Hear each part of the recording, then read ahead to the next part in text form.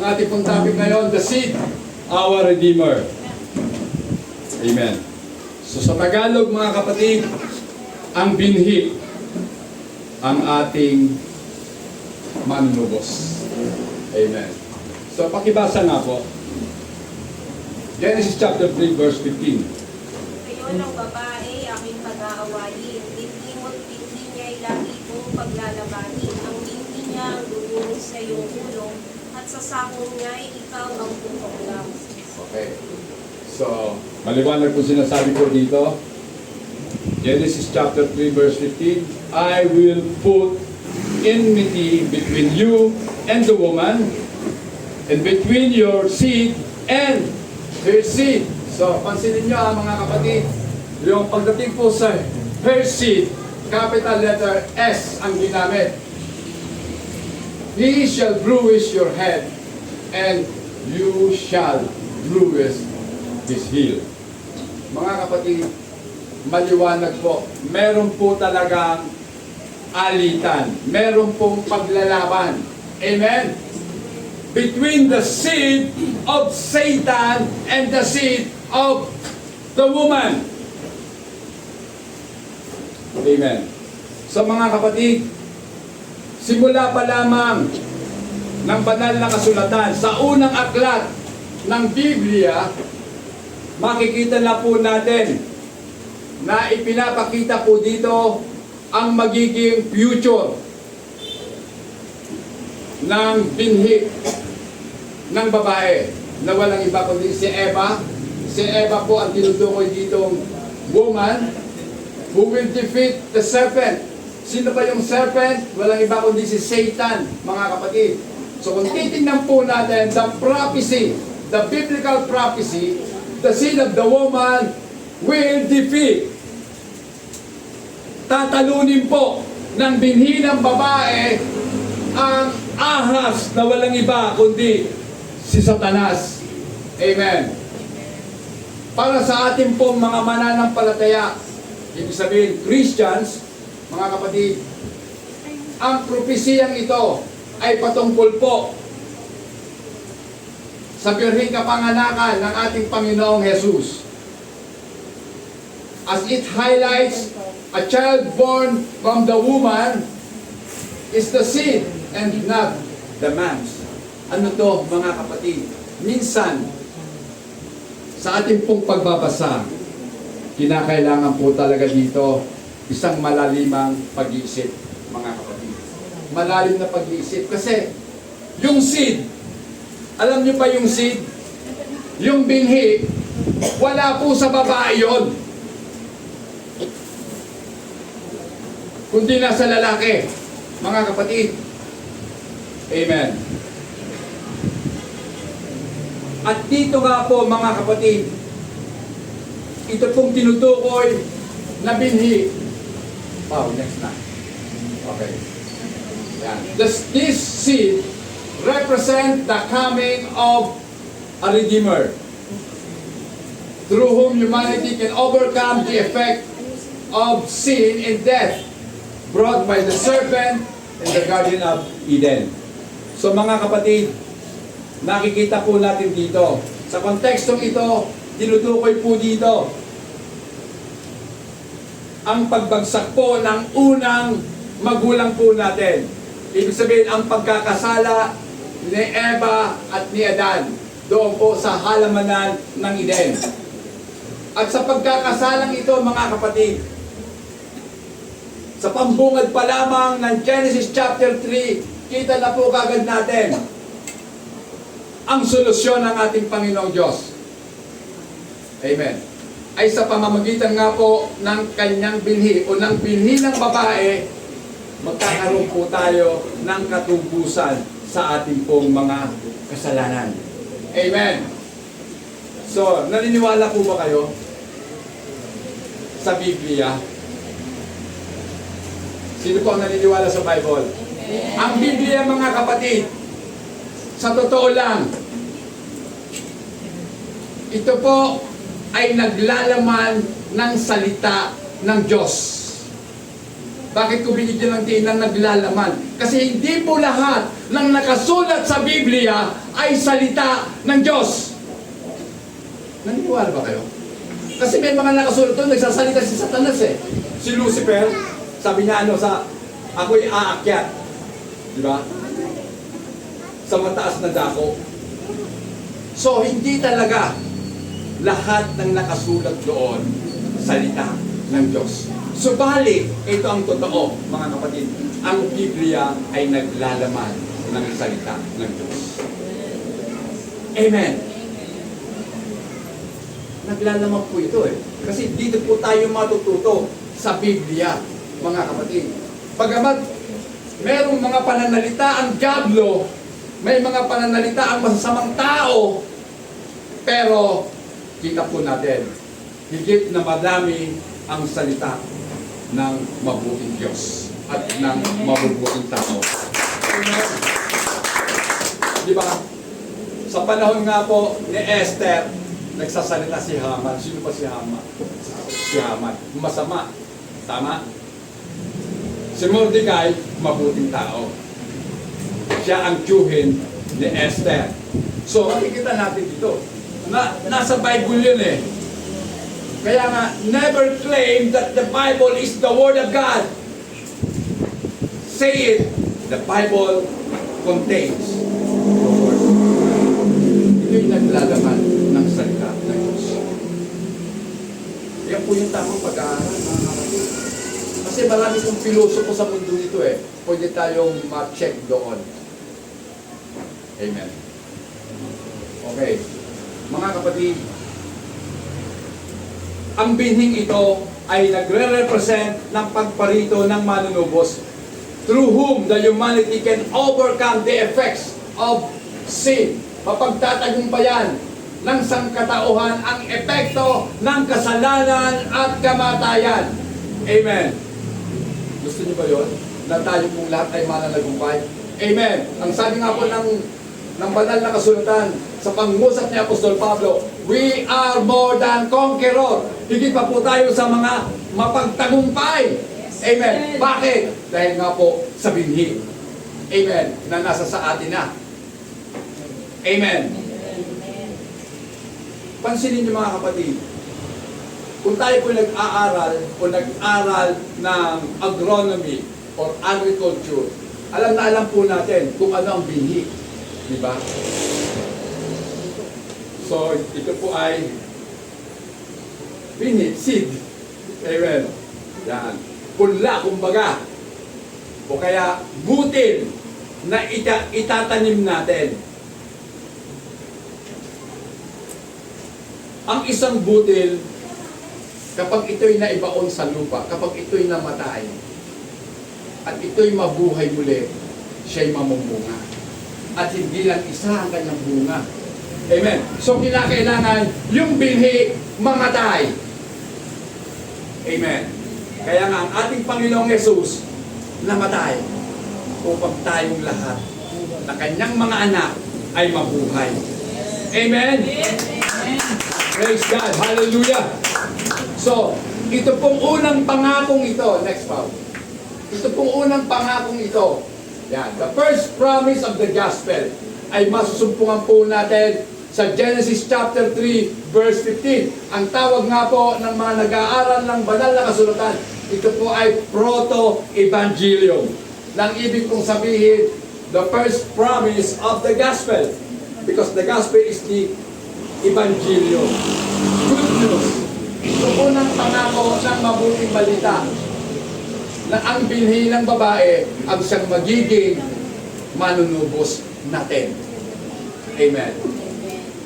Hindi ba kayo nagtataka? Bakit may binhi ang babae?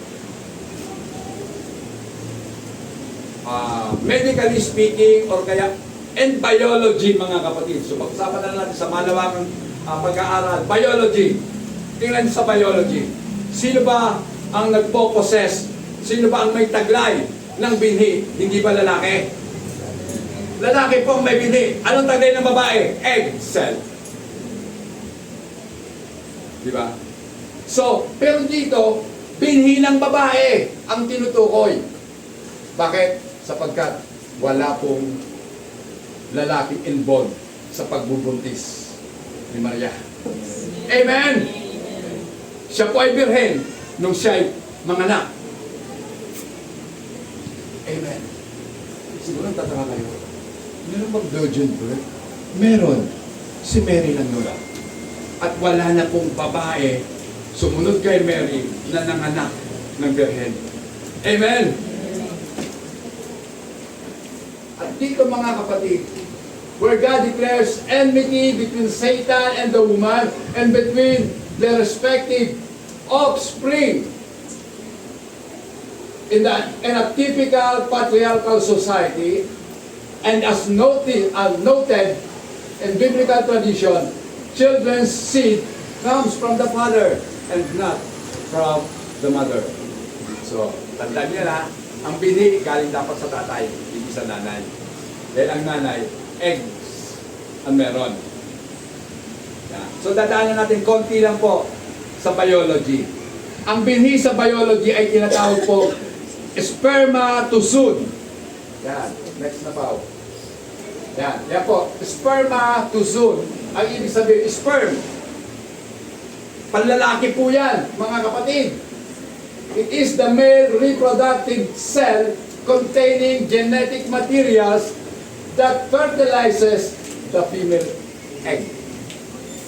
So yung babae, may mga itlog. At yung lalaki may sperm. Pag ito'y pumasok at magkasulubong sila, ma-fertilize yung egg cell ng babae.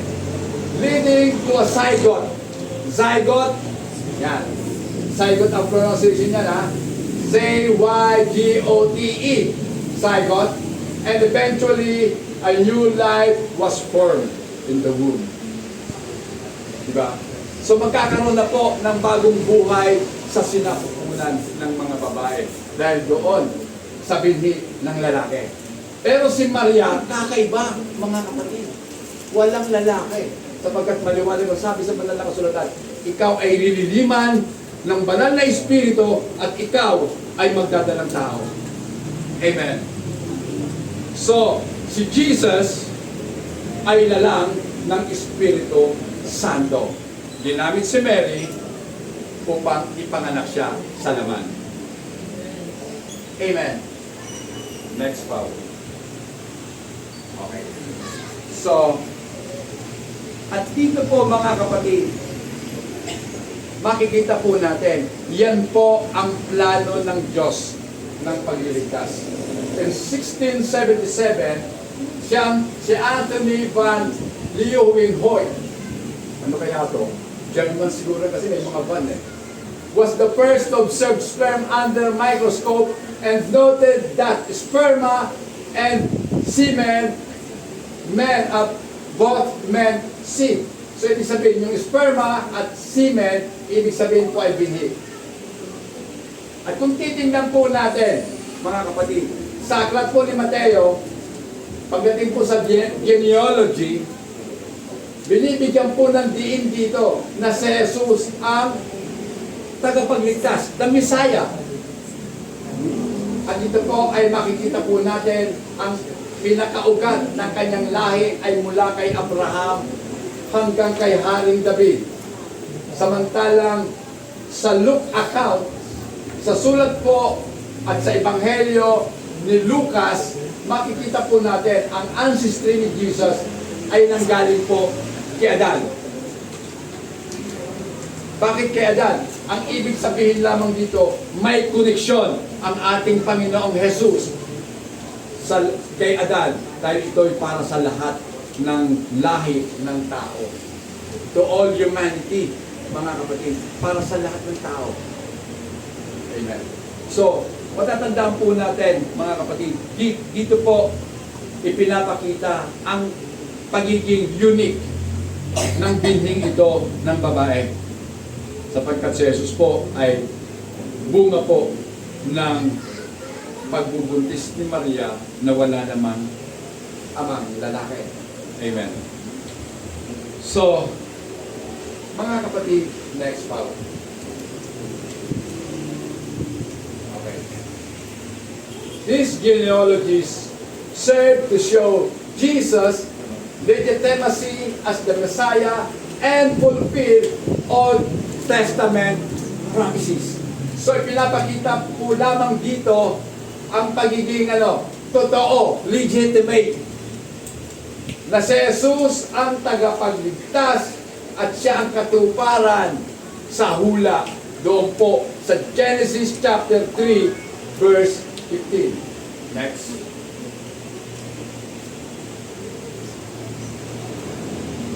Ito na po mga kapatid ha. Dahil nga po sa ang pinag-uusapan po natin ay ang binhi. Napakarami pong biblical scholars ang nahahati mga kapatid sa kanilang interpretasyon ng the seed of the woman. Some strongly affirm the collective understanding of the seed of the woman. So, pag sinabi pong collective, mga kapatid, hindi po dito tinutukoy na si Jesus lang ang seed of the woman. Dahil inaral ko po yan, sabi nga po nila, nung mamatay si Abel, siyempre, pinatay po siya ni Cain. At si Cain daw po ay seed of the serpent, sabi nila. Binhi ng ahas. Kanino nagpasimula ang mabuting binhi? Hindi ba kay Seth? Si Seth po, kasi namatay na si Abel. Si Cain na lang. So nagsiping uli si Eva, saka si Adan, ipinanganak si Seth. At si Seth, sa kanya daw nagpasimula ang mabuting binhi.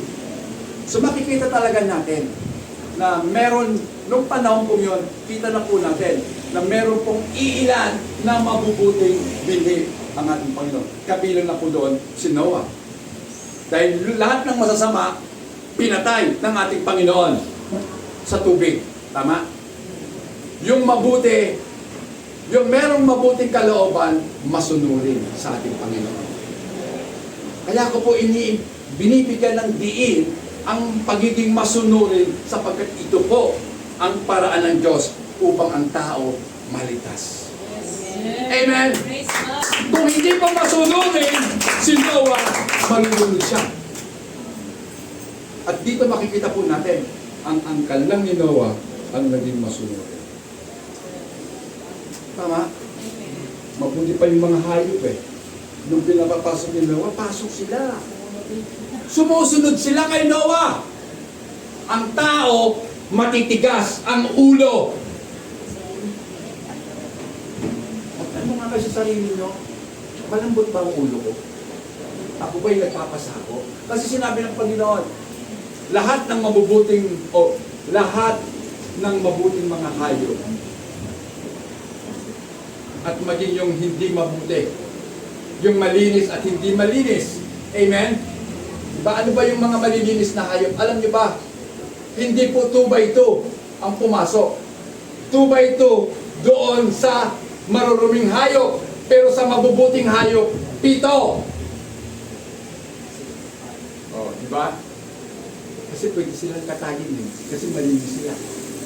Yung maruruming hayop, katulad ng mga aso, pusa, dalawa lang. Isang palis lang ang pinapasok ng Panginoon. Elepante, isa. Pero yung tupa, diba? Manok, baka, malinis po yun. Amen. Kaya pwede silang 7. Kasi yung iba, panghandog sa Diyos. Hindi tinatanggap ng Diyos ang handog na marumi. Amen. Amen? Kahit na mag-hallelujah ka dito, kahit maglupasay ka pa, kung marumi ang puso mo, hindi ka pakikinggan ng Panginoon. At hindi ka tanggap-tanggap ang pagsamba mo sa Diyos. Amen? Mga kapatid, dapat ang turo ko po ay patungkol sa Bible eh. Pero bakit ito ang ibinigay ng ating Panginoon? The seed. Amen. Kasi yung pong binhing yun, alam naman po natin, sa pamamagitan ng salita ng Diyos, mababasa natin na si Jesus, hindi po siya kabilang sa collective interpretation sapagkat siya po ay individual. Siya lamang po ang tinutukoy ng Biblia na binhi. Sapagkat capital letter S, mga kapatid, seed of the woman, capital letter S. So, kita po kagad dito ang pagkakaiba ng paliwanag ng mga scholars, mga Bible scholars. Magkakaiba po sila ng interpretation. So, another view proposes, balik mo na, that the expectation of the seed of the woman is both individual and collective. So, meron naman pong isang grupo na ang kanila pong interpretasyon o ang kanila expectation patungkol doon sa seed ng babae ay parehong individual at collective. Ibig sabihin, pag sinabing collective, maramihan, individual, isa lang. So pinagsama nila yung isa at maramihan. Pero meron po, yan, wow, next na. Okay. Yan, okay. Several early church fathers such as Justin Martyr, siya po'y nabuhay noong 100 up to 167 AD. Yan pong CA, ibig sabihin niya, circa. Amen. And Irenaeus of Lyons, isipin nyo, ano yung lion? Saan yun? Alam niyo ba kung nasaan ang lion? Hindi po sa Manila Zoo. Hindi yan yun. Lion, sa France po yun. Amen. So, nabuhay po siya 125 hanggang 200. So, 75 years siyang nabuhay sa mundo. Si Irenaeus. Sila pong dalawa, at bukod pa sa medyo madami, ay, nauunawaan ng ibig pong sabihin ng Genesis chapter 3, verse 15. Ito ay hula patungkol kay Christos Victor. Nang ibig pong sabihin, Christ the Victor. Pag sinabing the Victor, si Kristo ang mananagumpay. Amen! Palakpakan natin ang ating Panginoon. Christ is our victory. Amen! Siya po ang ating tagumpay. Kung ikaw ay umasenso sa buhay mo, hindi mo kagagawan yan. Yan ay kagustuhan ng Diyos. Amen. Naniniwala ba kayo na ang Diyos po natin ang dapat masunod? At siya ang pinakamakapangyarihan sa lahat? Pero mga kapatid, bakit? Bakit minsan tayo ang gusto nating masunod? Hindi ang Panginoon. Ibig sabihin lamang, ang feeling mo, ikaw ang Diyos. Amen? Pakiramdam mo, Diyos ka eh. Kasi sinusunod mo sarili mo. Amen? Ang simbahang ito, naniniwala sa sovereignty ng ating Panginoong Diyos. Siya po ang pinakamataas at dapat masunod sa ating mga buhay. Eh, Pastor, paano yun? Lahat tayo merong freedom. Yes, may freedom. Lahat tayo may kalayaan. Kinakailangan tama ang pangunawa mo patungkol sa kalayaan. Malaya kang susunod sa ating Panginoon without any restriction from the evil one. Diba? Walang hadlang. Hindi ka pwedeng hadlangan ni Satanas kung gusto mong sumunod sa ating Panginoon. Sabi ko nga kung masakit ang katawan mo, kay Jesus mo matatagpuan ang tunay na kalakasan at kaginhawaan ng katawan. Amen? Masakit ang bulsa mo, wala na ako doon. Ibang usapan na yan. Kung masakit ang bulsa dahil wala tayong pera, ano bang solusyon? Mag-pray ka muna sa Panginoon. Amen. Ito yung isip natin. Si Bombay. Siya lang ang aking pag-asa sa buhay. Si Bombay. Bagamat magkatunog, pero magkaiba. Amen? Si Bombay, sisingilin ka. Si Jesus, hahayaan ka lang. Amen? Kahit minsan tayo lumalabas ng mga walang turing. Amen? Diba? Matapos tayong bigyan ng ating Panginoong Diyos ng lahat ng ating pangangailangan, pero hindi natin siya binibigyan ng pagpapahalaga. Amen? Sabi ko nga hanggat maaari, hanggat kaya, kayanin natin. Totoo ang paglilingkod sa Diyos, mahirap. Mahirap. Sino ba nahihirapan? Ako nahihirapan. Kayo nahihirapan din? O madali? Ang hirap. Ang hirap pong bumangon ng madaling araw para manalangin sa Diyos. Tama? Ang hirap pumunta dito ng maaga. Tama ba? Alam niyo mga kapatid, panahon na po, tayong lahat ay matatanda na. Ibig sabihin, Pastor, bata pa po. Ibig ko sabihin, matatanda na tayo sa Panginoon. Hindi dito pinag-uusapan yung age natin, kundi yung pang-unawa natin patungkol sa Diyos. Kaya naman natin maunawaan ng Diyos.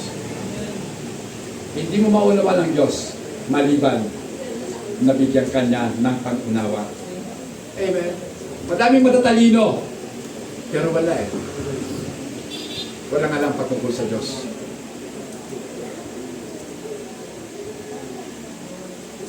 Ako'y nagpapasalamat sa Panginoon dahil binigyan niya ako ng unawa. At kayo rin, sigurado ako, binigyan ng Diyos ng kaunawaan. Dahil hindi kayo babalik dito kung hindi nyo naunawaan ang salita ng ating Panginoon. Amen? Additionally, si T.D. Alexander, siya po ay senior lecturer doon po sa Union Theological College patungkol nga po sa Biblical Studies. Siya po ay nagsabi na sa pamamagitan po ng ating Panginoong Jesus, sa pamamagitan po ng binhi, na-develop po ang tinatawag na Royal Dynasty. Hindi po political dynasty, ha? Royal Dynasty. Na magdadala patungo sa future king, na kung saan ang haring ito ang siyang magpapala sa buong mundo. Pakibasa, Genesis chapter 17 pala, verse 6. Mararamihin ko ang iyong lahi at magtatatag sila ng mga bansa at may magiging hari sa kanila. Okay. I will make exceedingly fruitful. Oh, I will make you. Sabi ng Panginoon, gagawin kitang lubhang mabunga o palabungahin. And I will make nations of you. Mula sa iyo gagawa ko ng maraming bansa at mga hari na nagmumula sa iyo. So ibig sabihin, doon po sa binhing lalabas, ang tinutukoy po kasi dito, ito po si King David na yan dahil pinangako ako siya ng Diyos. Amen. Una si Abraham. Amen. Sabi ng Panginoong Diyos kay Abraham, pagpapalain kita. At pagpapalain ko ang sino mang magpapala sa iyo at aking isusumpa ang sino mang sumusumpa sa iyo. Yan po yung pangako ng Diyos. Di ba kayo dapat matuwa? Kapag inaway ka, hindi ikaw ang inaaway nila. Una nilang inaaway ang Panginoon. Amen. Ang sabi ng Panginoon, susumpain ko ang mga sumusumpa sa iyo. Pero pag pinagpala mo ang anak ng Diyos, pagpapalain ka rin ng ating Diyos. Kaya ito po yung dapat natin matutunan.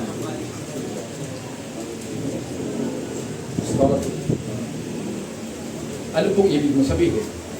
Kapag nagbigay tayo sa Diyos ng ating oras para sa Kanya, hindi ka pagkukulangin ng oras. Diba?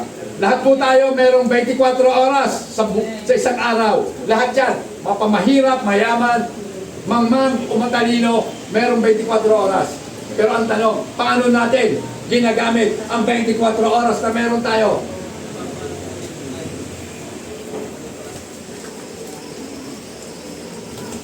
ba? Ilang oras ba tayo mag-browse sa ating pong mga cellphone? Ilang oras? Ang tanong, ilang minuto kang nagpe-pray? Pastor, 5 minutes lang eh. 5 minutes?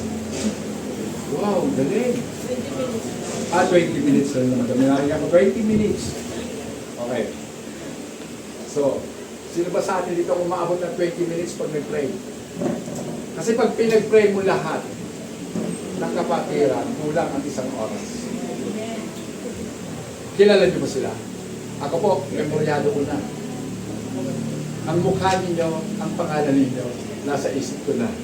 Amen! Sabi ko nga sa Panginoon, Lord, meron pa ba akong nakalimutan? May nakalimutan pa ba ako? Amen? Hindi ba mga kapatid? Sinong nananalangin dito para sa kanyang kapatid? Sinong nananalangin para sa sarili? Ako, hindi na. Hindi ko na pinapanalangin sarili ko. Dahil alam ko, pinapanalangin niyo ako. So, no need na ipanalangin ko sarili ko. Ang ipapanalangin ko, kayo. Amen! Diba? Masarap pong manalangin, mga kapatid. Napakasarap. Lalo na kung nauunawaan mo kung ano ang panalangin. At higit sa lahat, lalo na kung pinangungunahan ka ng banal na Espiritu. Sapagkat siya po yung namamagitan sa atin. Dahil ang sabi nga po ni Pablo, hindi natin alam kung ano ang ating idadalangin. Diba? Sino ba dito ang alam mo ang iba padalangin? Ako man, nahihirapan sa, ano ba? Lord, ano bang papadalangin sa mga kapatid ko? Amen. Sa tingin ko naman, kasi yung iba sinisikreto talaga eh. Ayaw nilang mag-confide. Ayaw nilang magsabi kung ano ang problema. Kaya mabuti na lang may banal na Espiritu na nakakaunawa at nakakaalam ng mga sikreto natin. Amen? Alam niyo lahat. So mga kapatid, saan ba ako? Pakibasa po, yung verse 16. Sapagkat siya'y pagpapalain ko, magkakaanak ka sa kanya, at siya'y magiging ina ng maraming bansa. May magiging hari mula sa kanyang mga salinlahi. May mga hari sila sa kanilang mga saling lahi. Ibig sabihin, hindi talaga mawawalan ng mamumuno sa angkan mo. So, anong ibig sabihin niyan mga kapatid? Minsan, diba, lahat naman po tayo ipinanganak ng ating mga magulang ay hindi talaga nakakilala sa Panginoon.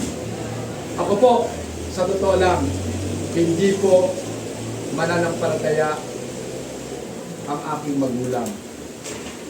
Ang ibig kong sabihin, although sila po ay Roman Catholic, sila po ay mga devoted na Katoliko, kasi linggo-linggo po sila nagsisimba. Kaya nga po, doon kami natutong magkakapatid na magsimba. Doon kami natutong magbigay. Mga bata pa po kami, tinuruan na kami ng lola namin kung paano magbigay. Di ba sa Catholic, meron pong lagayan ng pera na may tangka yun, hindi sila makalapit eh. Igagano na lang. Yan. So, ilang kaming mga apo. Nung malalaki-laki na kami, yung mga kapatid ko siguro, mga 5 kami, magkakasama kami, kasama namin lola at lolo. Pero yung tatay namin talaga hindi. Yung tatay ko po, pumapasok ng simbahan pag birthday.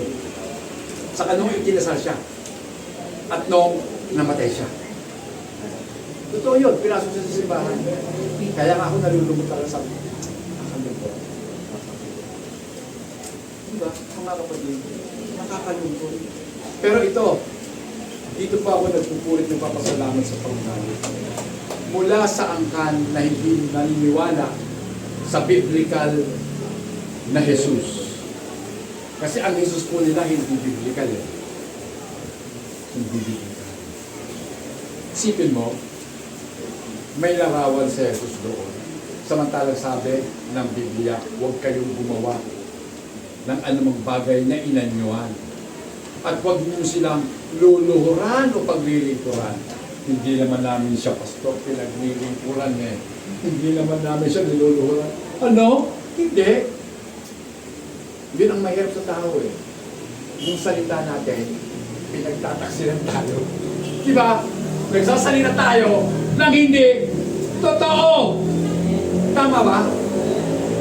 Yan po ang prominenteng kasalanan ng tao ngayon. Ang dali pong magtago sa salita. Ang buti-buti natin magsalita, di ba? Pero kumusta sa loob ng bahay? Anong buhay? Anong pamumuhay ang ginagawa natin? Di ba? Bunga nga dito, bunga nga doon. Ano pa? Mahal dito, mahal doon.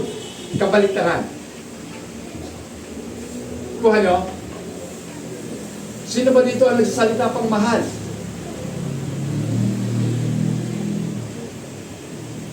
Oh. Sasabihin ko na ng hayagan. Total, kayo naman. Tayo lang naman mga Kristiyano dito. Yung nagmumura pa. Sino? Kung wala na, praise God.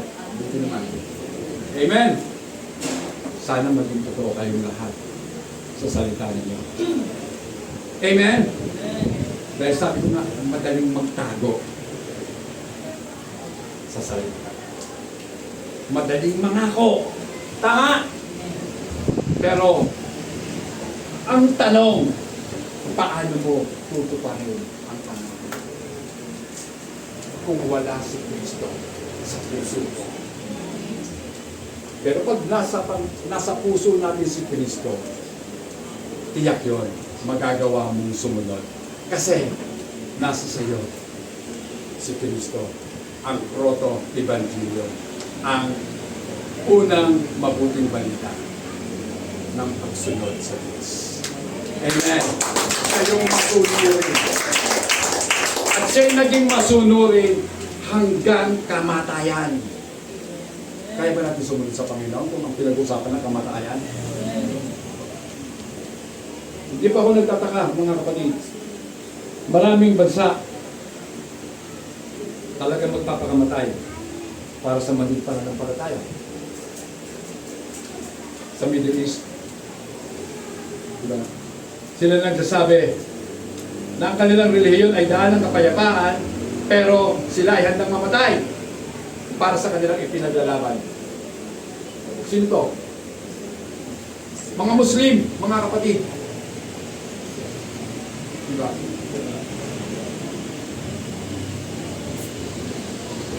Ang totoo, sino ba dito ang simpatya ay nasa mga Palestino?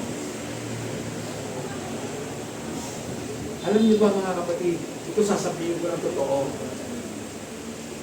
Huwag kayong maniniwala sa mga nakikita nyo sa Facebook. Huwag kayong maniniwala sa mga naglalakihang korporasyon ng tagapagbalita. BBC, ABC, CNN, huwag niyong paniwalaan yan. Ang paniwalaan ninyo kung ano ang katotohanan. Ang totoo, ang mga Palestino, ang gusto talaga nila, hindi naman bansa nila. Hindi naman magkaroon sila ng lupa. Ang gusto nila, puksain ang Israel. Pero, dito po makikita natin, iniingatan ng Diyos ang bansang Israel. Kasi, sa Kanya, lalabas ang binhi. Amen? Amen. Kaya nga, eto mga kapatid, ito yung patotoo. Mula noon hanggang ngayon, nariyan ang bansang Israel. Hindi napupuksa. Kahit napapaligiran ng mga Arab countries, hindi sila nakatalo sa labanan. Totoo may namamatay, pero hindi natatalo, hindi nadadaig sa laban. Bakit? Pinili sila ng Diyos. At kayo, katulad ng bansang Israel, pinili din ng Diyos. Ibig sabihin, kahit na inuusig kayo, magtatagumpay pa rin kayo. dahil kasama nyo ang Panginoon. Amen! Kasama natin ang Panginoon. Hindi tayo madadaig. Amen. So, mga kapatid, okay, next part. Ang alitan na tinutukoy doon po sa Genesis chapter 3 verse 15 ay patungkol nga po kay Satanas at kay Kristo. Si Satan, yan, dudurugin niya ang sakong ng ating Panginoon. At sa kamatayan ni Jesus doon po sa krus, ang ating pong Panginoong Jesus ay nakaranas ng kahirapan. Nag-suffer po siya sa kanyang katawan. Siya'y namatay at sa ikatlong araw, siya'y bumangon muli mula sa libingan. Amen. So, sa ganitong mga pangyayari, dito natin makikita at ipinauunawa ng Panginoon sa bawat isa sa atin na ang kanyang pagbangon muli mula sa mga patay, ito po'y nangangahulugan ng kapangyarihan. Amen. Kapangyarihan upang ating mapagtagumpayan lahat ng kapagsubukan at lahat ng kahirapan sa buhay. So, ibig ko pong sabihin, magtatagumpay ka sa kahirapan. Pansin nyo, hindi aalisin ng Diyos ang kahirapan. Pero pangako niya, magtatagumpay ka sa kahirapan. Amen! Tayo po ayaw natin maghirap, tama? Pero hindi po aalisin ng Diyos ang hirap. Dahil ito ang katotohanan. Tayo nabubuhay sa mundong makasalanan. Amen. Sa mundong pinaghaharian ng dyablo. Tama nga yung nagturo sa atin kanina, Sister Kay, na tayo ay mga manlalakbay lamang sa mundong ito. Di ba? Pag manlalakbay, hindi mo dala ang buong bahay kapag naglalakbay ka. Dala mo lang yung mahalaga at pangangailangan sa araw-araw.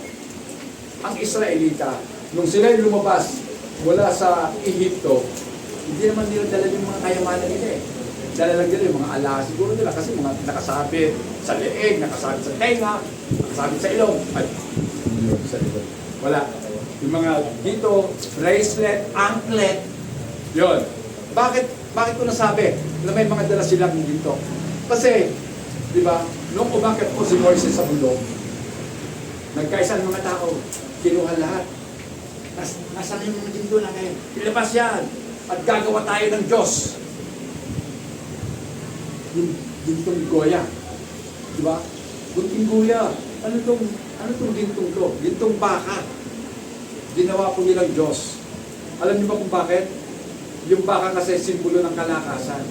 So, ina-attribute nila yung lakas sa baka. Siguro kung may elepante sa kanila, baka sa elepante nila, gagawa sila ng elepante dito. Pero dahil walang elepante sa Middle East, baka lang. Ang camel hindi naman ginagamit sa pagsasaka. Ang pambungkal ng lupa nila, baka. Walang kalabaw doon. Ang kalabaw po ay water buffalo. Pantubig yun. Wala nang tubig doon sa kanila. Ano yun? Para lang yun sa alak. So, mga kapatid, eto yun. At dito po, sa pamamagitan ng pagtatagumpay ni Jesus sa kamatayan at sa kasalanan, nadurog po ang ulo ng ahas. Amen. Durog na durog. Amen. Kaya dapat isipin niyo yan. Dinurog na ni Jesus ang ulo ng ahas. So kung nadurog niya na, malaya ka ng sumunod sa ating Panginoon. Amen. Kahit may kahirapan, may pagtatagumpay. Kahit may kasakitan, meron din kaginhawahan. May kagalingan. Amen. Hindi man tayo gumaling sa mundong ito. Pag namatay tayo, magaling na tayo. Amen. Amen. Next. Okay. Jesus is the seed of the woman who has won the victory over the tempter and enemy of mankind. And to His eternal praise, He grants victory to everyone who believes in Him. Napakaganda, mga kapatid. Sa sino mang sumasampalataya sa ating Panginoong Jesus, pinagkalooban niya sila ng katagumpayan. Amen. Pakibasa, John 16:33. Sinabi ko ito sa inyo upang sa inyong pakikipag-isa sa akin ay magkaroon kayo ng kapayapaan. Magdaranas kayo ng kapighatian sa sanlibutan ito, ngunit tibayan ninyo ang inyong loob kapag tagumpayan ko na ang sanlibutan. Sabi po ni Jesus, dadanas kayo ng kapighatian sa mundo ito. So bawat isa po sa atin, nakakaranas po ng tribulation. Sino ba dito ang mga walang problema? Sino ang madaming problema? Amen! Ako po may problema sa buhay. Problema ko po kung paano ko pa mapaglilingkuran ang ating Panginoon. Amen. Kasi matanda na po ako. Mahina na rin. Amen. Pero kaya ko pang magsalita kahit walang mikropono. Ito po'y kaloob ng Panginoon. Amen. So, lahat po tayo nakakaranas po ng tribulation. Maliwanag sabi ng Panginoon, in the world, you will suffer tribulation. But be of good cheer. Magala kayo. Amen. Amen. So pag sinabing magalak, hindi naman yung tumatawa ka. Walang laughing dyan. Be of good cheer. Magalak. Yung puso po natin, nasisiyahan sa ating Panginoon. Kung naman maraming pagsubok, pero alam natin, ang sabi kasi ni Jesus, I have overcome the world. Napagtagumpayan ko na ang sanlibutan. Amen! So kung next pa, balik tayo. Pag-ibasa po, Revelations 3:21. Ang magtatagumpay ay bibigyan ko ng karapatang umupo na katabi ko sa aking trono. Tulad ko na nagtagumpay at nakaupo ngayon katabi ng aking Ama sa kanyang trono. Sabi dyan, ito ha, to him who overcome, sa kanya na magtatagumpay, pagkakalooban ko siya na makaupo. Kasama ko, sabi ng Panginoon, sa aking luklukan. Mga kapatid, itong pangako ng Diyos. At ang pangako, doon po sa magtatagumpay. Amen! Ibig sabihin, lahat po tayo may pinagdadaanan sa buhay. Sister Linggit, tandaan mo, huwag kang bibigay. Amen. Manatili ka sa Panginoon. Magtatagumpay ka. Ilaan mo ang buhay mo para sa Diyos. Hindi importante ang paglaba kung araw ng linggo. Sister Ren, di ba? Ang daming araw ng paglaba mula Lunes hanggang Sabado, pwede tayo maglaba. O pwede rin naman maglaba. Linggo, pakatapos.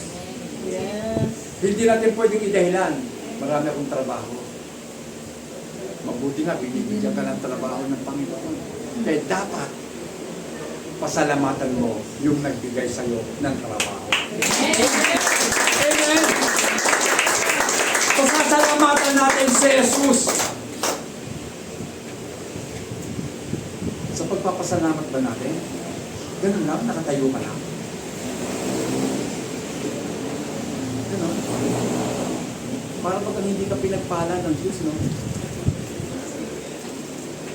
Sa nakakaunawa patungkol sa kanyang sarili at ang kanyang kaugnayan sa Diyos, alam na alam po natin na ang ating pong pagsamba ay kinalulutan ng ating Panginoon.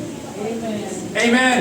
At kung nalulugod po siya, maging sa palakpak po natin. Hindi ganito, dapat ganito. Amen! Dahil ang pinapalakpakan po natin, ang Diyos na napakataas, ang Diyos sa makapangyarihan sa lahat, ang Diyos na nagbibigay sa ating ang buhay. Amen! Diba? Mga kapatid,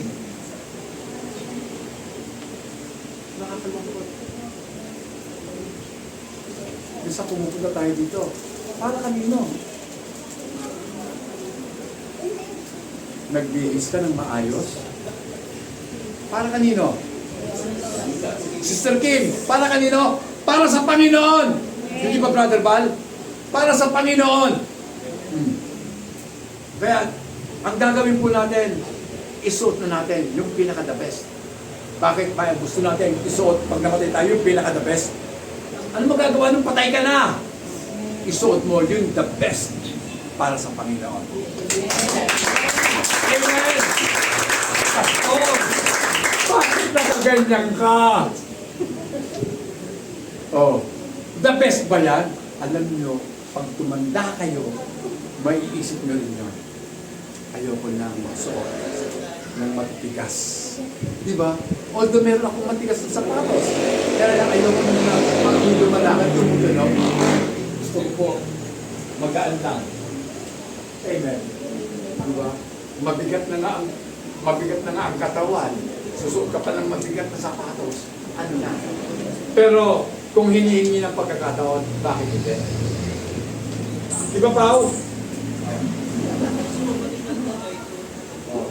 Pag hinihingi ng pagkakataon, ibigay natin sa Panginoon kung ano man yon. Amen. Alam mo, ikakasal ka, naka-t-shirt ka lang. Although pwede yun. Pero syempre, makaharap ka sa isa ka. One time lang naman yun. Sa buhay mo, minsan lang mangyari na ikay na ikasal. Isuot mo na yung pinakamagandang kasuotan. Amen? O, diba? Mga kapatid, meron pong dalawang katuwiran, dalawang rason why Jesus came to our world. Una, para po tayo itubusin sa ating mga kasalanan. Amen. So tayo pong lahat ay kinubos na lang ating Panginoon. Alam nyo ba yun? Dapat alam natin yun, dito. At nararamdaman dito. Amen. Alam nito, nararamdaman nito. Na tayo po ay pinatawad na sa ating mga kasalanan. Amen? Kasi yan pong ibig sabihin ng justification. Tayo po ay pinawalang sala na ni Jesus. Amen. So bakit ba hindi ka naniniwala? Ito pa, ikalawang dahilan is to give us the honor of being adopted in His family. Bigyan po tayo ng karangalan bilang mga kinupkop ng ating Panginoon. Ayaw ko pong sambitin yung inampon. Kasi, stigma na po yun. Nakakapit na talaga yung ampon. Parang, hindi ka mahalaga. Pero kung naiintindihan po natin yung salitang ampon, in a biblical way, higit ka pa sa lihitin mong anak. Kasi, nung inampon ka ng umampon sa'yo, nagdesisyon sila na pipiliin ka. Amen. Kahit napakarumis mo, kahit ang pangit mo, kahit ang baho mo, ganyan po tayo. Diba? Yung nga sasabihin mo, hindi, maganda ako pastor. Hindi, gwapo ako, kaya nga ako nagustuhan ng Panginoon. Hindi. Tayong lahat ay pinapangit ng kasalanan. Amen.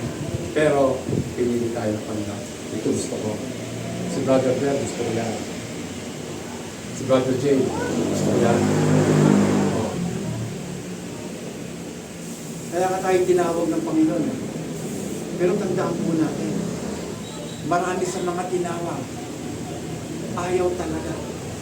Amen? So tinawag ka na. Ibig sabihin, pinahalagaan ka na ni Jesus. Pero minsan, ayaw mo pa. Yan yung kasabihan sa banal na kasulatan. Many are called, but few are chosen. Diba? Ang daming tinawag, pero iilan lang ang pinili ng Diyos. At kayo ay mga pinili ng Diyos, kaya kayo nag-inilaw.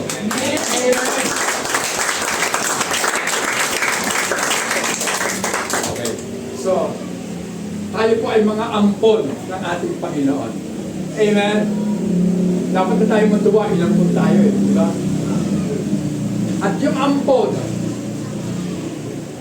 sa family code ng Pilipinas, pareho ng mamanahin sa mga tunay na anak. Amen. May mana doon. Katulad din ng mga tunay na anak. Amen. Dapat matuwa tayo doon. Bakit parang ayaw natin matuwa? Kung ang Israel po ay may mamanahin, tayo mga Gentiles, meron din mana mula sa atin. Next tayo. Yan. Balikan natin Genesis chapter 3. Pag tinignan po ulit natin ang Genesis chapter 3, makikita po natin. Napaka-incredible. Ibig sabihin, hindi ka panipaniwala. To see the grace of God that as soon as the first couple, Adam and Eve, fell into sin, God immediately laid down His plan for their salvation. Hindi nga panipaniwala talaga eh. Nung nagkasala si Eva at Adan, nandiyan ka agad, Genesis chapter 3, verse 15, ang pangako ng Diyos na pagliligtas sa kanila. Amen? Diba? Once na nagkasala ka, nandoon ka agad ang provision ng ating Panginoon para sa iyong kaligtasan. Amen.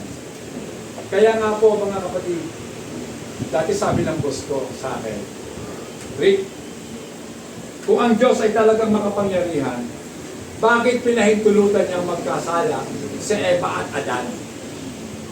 Parang balik yung tanong niya, di ba? Balik. Anong sagot niyo? Ako po hindi nakasagot eh, kasi hindi ko pa alam noon. Ayaw kong sumagot kung hindi ko naman alam. Ayaw kong magmarunong. Pero ngayon, kaya ko ng sagutin. Kung sa kaya ng Diyos. Tama? Kaya ng Panginoon. Napigilin sila. Pero ang Biblia, mga kapatid, ang banal na kasulatan ay naglalaman. Mula Genesis hanggang Revelation. Naglalaman po ng isang tema, ang pagliligtas, the redemption. Amen? Kaya nga po, the seed is our Redeemer. Siya po na ipapanganak ng babae, siyang bilhin ng babae, ang siyang magiging ating manunubos. The Redeemer. Our Redeemer.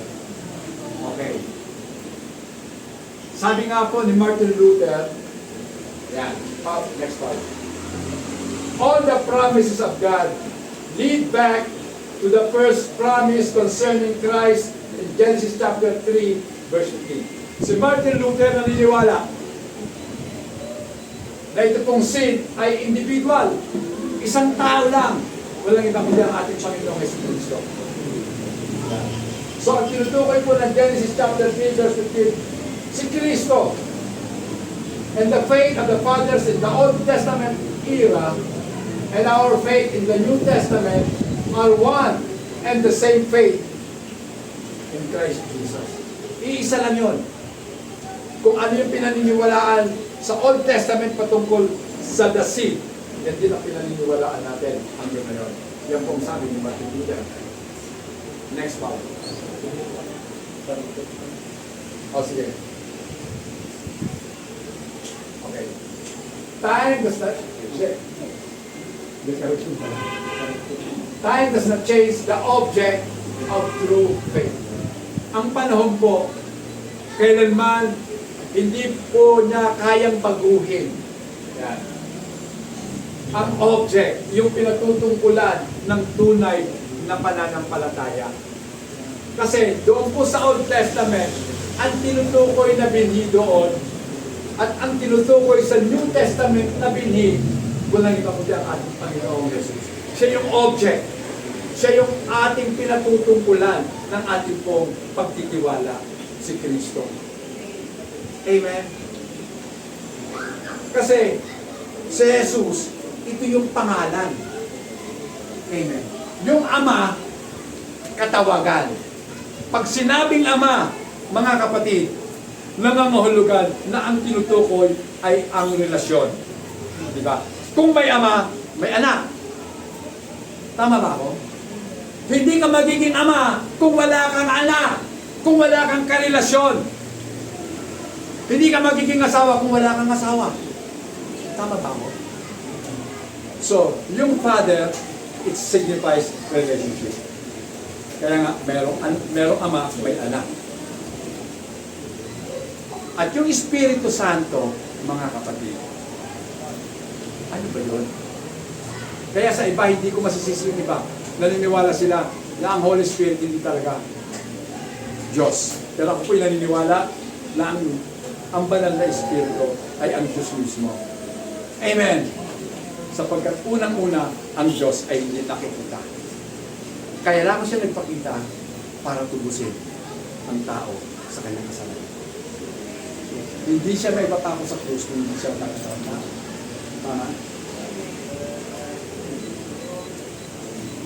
Okay. There has always been and always will be one mind, one impression, one faith concerning Christ among true believers, whether they live in the past or in the time past. Maybe they live right now or in the times to come. Meron lamang iisang impresyon. Meron lamang iisang pananampalataya patungkol sa ating Panginoong Yesus na siya ang tunay at nag-iisang Diyos. Amen? Okay, next. Meron pong dalawang representation si Jesus Christ sa Genesis na kinakailangan po talaga natin makita. Dapat talaga natin makita. Una, ang claim ay dumating sapagkat siya po ang ating creator. Siya po yung lumikha sa atin. Amen? So, nangyari po yun sapagkat nire-represent ng ating Panginoon ang Diyos bilang siyang manlilikha.